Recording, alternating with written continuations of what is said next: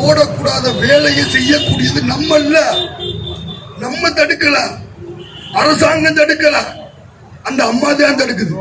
அதுதான் மறுபடியும் ஒரு 300 பேரை சேர்த்திருக்கு. எங்கிட்ட சேர்த்து இப்ப 30,000 ஒரு ஆளுக்கு 30,000 ரூபாய் ஒரு வழக்கு போட்டோம்னா 30,000 கட்டி அரண்மனையில் வந்து பதிவு செய்து கொள்ளுங்கள். அதுக்கு புரோக்கர் வேற ஒரு 100 புரோக்கர் வேற இருக்காங்க. ஏழைபாளைகள் பாமர மக்கள் படிச்சு நாங்க காத்துக்கிட்டு இருக்கும் பொழுது அதான் நம்ம திரும்ப திரும்ப சொல்றோம். டிஎன்பிசியில தேர்வுனா டிஎன்பிசி லிஸ்ட் போடணும், டிஆர்பி டிஆர்பி போடணும், போலீஸ் தேர்வுனா டிஎன்எஸ்யூஆர்பி போடணும். டிஆர்பி தேர்வு எழுதிட்டு வேலைக்கு போடக்கூடிய லிஸ்ட நீதிமன்றம் போட்டுச்சுன்னா எதுக்குடா டிஆர்பி? புரியுதா? அதே மாதிரி தேர்வு எழுதுறதுக்கு நாங்க அஞ்சினவரா இந்த தேர்வு வேணாம் நான் சொல்றோம். இந்த இருள் சூழ்ந்த அரசாணையை நாங்க வேணாம்னு சொல்லலாம், எழுத மாட்டோம்னு சொல்லலாம். உனக்கு அப்பனுக்கு அப்பனா 16 வருஷத்துக்கு முன்னாடி கஷ்டமான தேர்வை பாஸ் பண்ணவங்க நாங்க. ஆனா அதுக்கப்புறம் வச்சிருக்க எந்த தேர்வையாவது ஒழுக்கமா வச்சிருக்கியா? ஒரு தேர்வு ஒழுக்கமா வச்சிருக்காங்களா? அவங்களே ஒத்துக்கிட்டாங்க.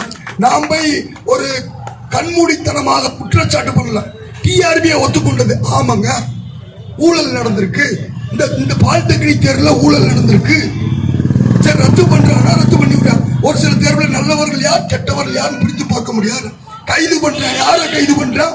பூக்கடைக்காரன், டீ கடைக்காரன், பழவித்தவன், இவெல்லாம் கைது பண்றான். இவன் என்ன பண்றானா, டிஆர்பி அவ்வளோ பெரிய பில்டிங்குள்ள போய் ஓஎம்ஆர் சீட்டை கை வச்சானா. அவன் வந்து ஓஎம்ஆர் சீட்டை கை வைக்கிற அளவில் அவங்க லட்சணம் இருக்கு. அப்ப இந்த டிஆர்பி தான் முறைகேடுகளுக்கே தாயகம். ஒரு தேர்வை கூட ஒழுக்கமாக வைக்க தெரியாத ஒரு அமைப்பு. அப்ப அந்த அமைப்பு கிட்ட போய் ஒரு தேர்வு எழுதினா நாங்க எந்த நம்பிக்கையில தேர்வு எழுதுவோம்? எதையாவது ஒன்னையாவது செஞ்சிருக்கியா?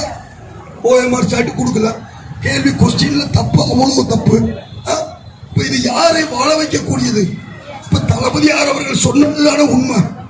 ஊழலுக்கு வழிவகுக்கக்கூடிய தேர்வு அப்படின்னு சொன்னது யாரு? இந்த தேர்வு 149 ஊழலுக்கு வழிவகுக்கும் அப்படின்னு அடித்து சொன்னவர் மாண்புமிகு தளபதியார் அவர்கள். ஆனா அவர் ஆட்சியிலே நடக்குது பாருங்க அப்படின்னு. அதாவது ஆசிரியர்கள் நிறைய சொன்னாங்க. என்ன இளங்கோவன் மண்டல வாரிய போராட்டம் அறிவிச்சிருக்கீங்க, கோரிக்கை ரைட்டு அரசுக்கு எதிராக இருக்கிற மாதிரி இருக்கே அப்படின்னு. அரசுக்கு எதிராக நாங்க எங்க நாங்க எப்படி அரசுக்கு எதிராக இருப்போம்? இல்ல போராட்டம் வந்து அரசு கெஞ்சி கேட்கிற மாதிரி இருக்குன்னா போராட்டம்னால எதிர்வினையாத்தான் இருக்கணும். கெஞ்சினோம்னா அதுக்கு பாராட்டுங்களா? கடந்த ஆட்சியில இந்த சங்கம் நம்மிடம் போய் கடந்த ஆட்சியில கேட்டிருக்கோம் அப்படின்னு கேட்டா அது கோரிக்கை, அவ்வளவுதான்.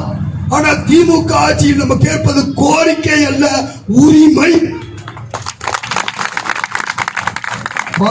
பரம்பரையா பருதிக்கு வாக்களித்து பரிதவிச்சு நிக்கிற இந்த வெற்றி எப்படி பெற்ற? உன்னை வாழ வைத்த, உன்னை ஆள வைத்த எங்களை வாழவை. அதுதான் அது. சொல்றது எப்படி வேணாலும் விதமா சொல்லுவோம், சொல்ற விதம் எப்படி வேணாலும் இருக்கும். ஆனா கேட்கறது என்ன கேட்கிறோம்? நீ சொன்னதான் கேட்கிறோம். சொல்லாத செய்தவர் கலைஞர் அதான் சொன்னோம்.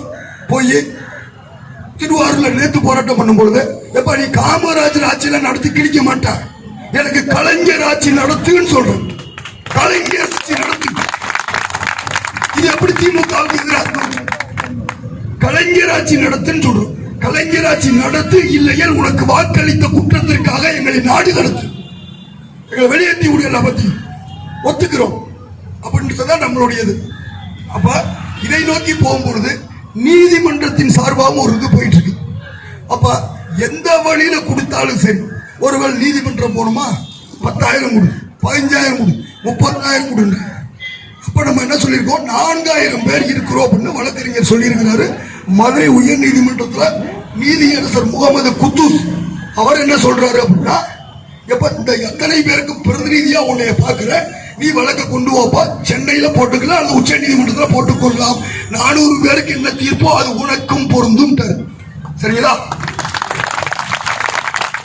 இப்ப நீங்க செய்ய வேண்டியது 200 ரூபாய் உறுப்பினர் சந்தா கட்டிடணும். சரியா? அந்த 200 ரூபாய்க்கு உங்களுக்கு ரிசிப்ட் கொடுத்துருவாங்க. இந்த 200 ரூபாயை வச்சு உங்களை வாட்ஸ்அப் குரூப்ல ஆட் பண்ணிடுவாங்க. இந்த 200 ரூபாயை வைத்து உங்களை அதிகாரப்பூர்வமா கெஜெட்ல நம்மளுடைய பதிவு அலுவலகத்துல பதிவு பண்ணிடுவாங்க. சரியா? இந்த 200 ரூபாய் வைத்து சென்னை உயர் நீதிமன்றத்தில் மிக ஆகச்சிறந்த வழக்கறிஞர் சங்கரன் உள்ளிட்ட வழக்கறிஞர் மூலமாக இந்த 4000 பேருக்கு பணி கிடைக்கக்கூடிய வேலையை கொண்டு போவோம். இந்த 200 ரூபாயை வைத்து நிறைகுறை எது வேணாலும் நடக்கலாம். சென்னை உயர் நீதிமன்றத்தில் உச்ச நீதிமன்றம் போனாலும் இந்த 200 ரூபாய் வச்ச கொண்டு போவோம். சரிங்களா? புரியுதா என்ன சொல்றோன்னு? அவ்வளவுதான். என்கிட்ட 10,000 கோடி வேலை 400 போட்டா 4400 இல்லையா 40,000க்கு நாமம். அவ்வளவுதான். அதுக்கு நீங்க கட்டக்கூடிய பெட்டு 200 ரூபாய். சரியா?